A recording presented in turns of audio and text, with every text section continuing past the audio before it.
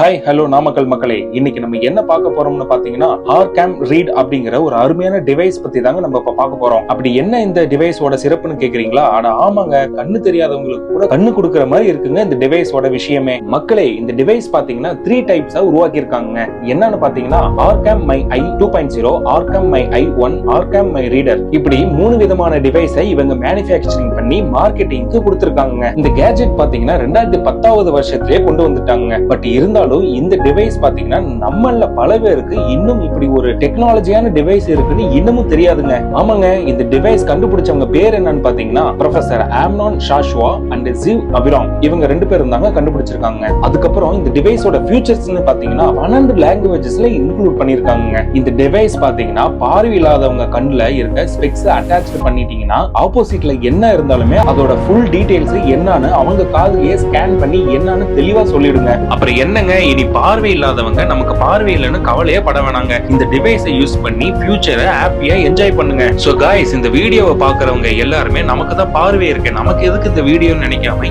எல்லாருமே கண்டிப்பா ஷேர் பண்ணுங்க. ஓகே மக்களே, பாய்.